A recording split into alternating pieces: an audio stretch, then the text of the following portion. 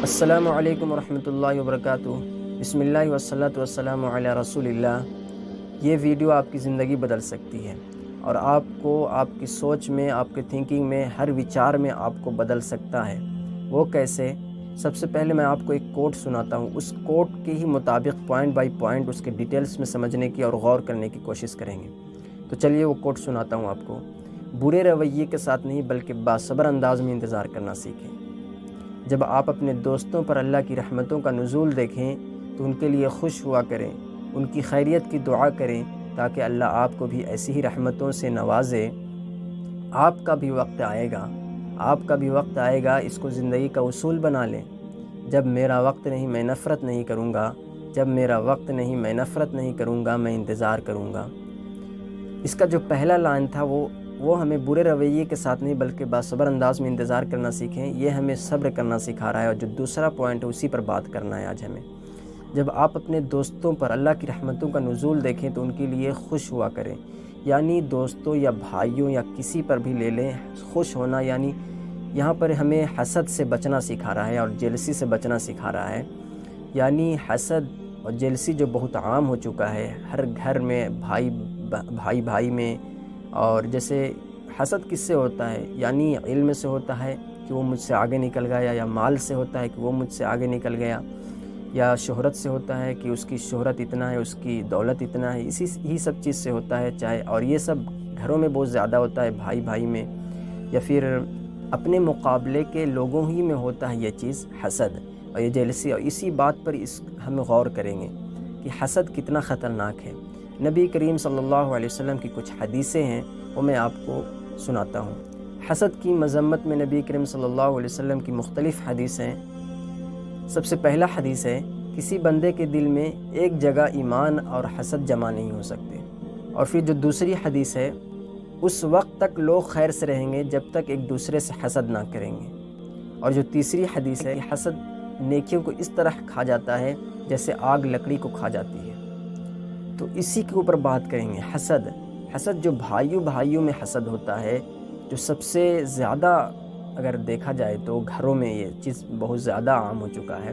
تو بھائی میں حسد، اگر بھائی میں حسد تو یعنی یوسف علیہ السلام کو وہ کہانی آپ سنے ہوں گے، قرآن میں ہمیں بتاتے ہیں اللہ رب العزت کہ یوسف علیہ السلام اپنے معصومیت اور اپنے اعلیٰ کردار اور اپنے حسن اور اپنے بہترین عادات سے یعقوب علیہ السلام کے بہت چہیتے تھے، یعنی اپنے ابا جان کے بہت چہیتے تھے۔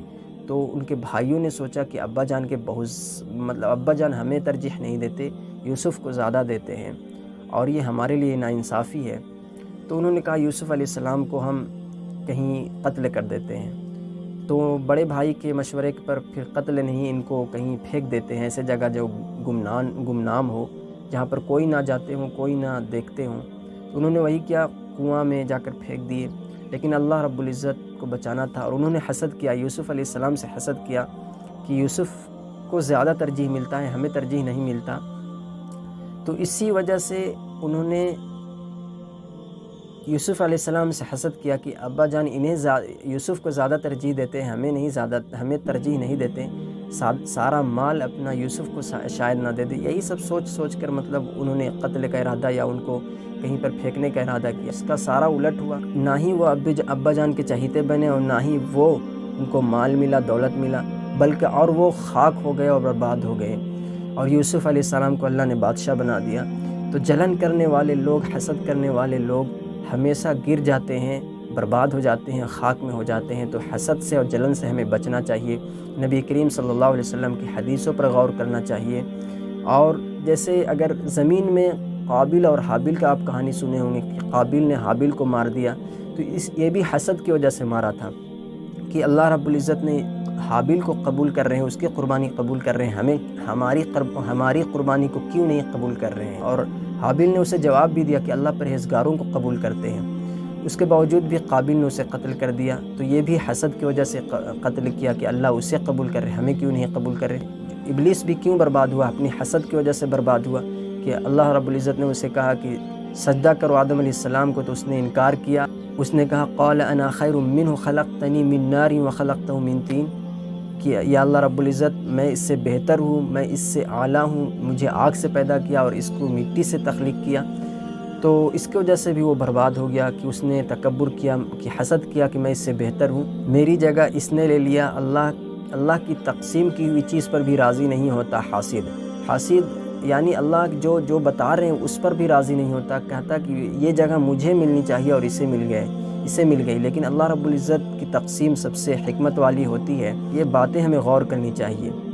حاسد ہمیشہ برباد ہو جاتا ہے، خاک میں مل جاتا ہے، اور اگر آپ کو وہاں تک پہنچنا ہی ہے، اس انسان تک جو آپ جس سے حسد کر رہے ہیں، جہاں تک آپ پہنچنا چاہتے ہیں، تو آپ محنت کریں، جیسے اس سے زیادہ محنت کریں، جو وہ محنت کر رہا ہے اس سے زیادہ آپ محنت کریں، اور اللہ رب العزت سے خوب دعائیں کریں، تو اللہ رب العزت اس سے بھی کہیں آپ کو زیادہ دے گا، اس سے بہت زیادہ دے گا۔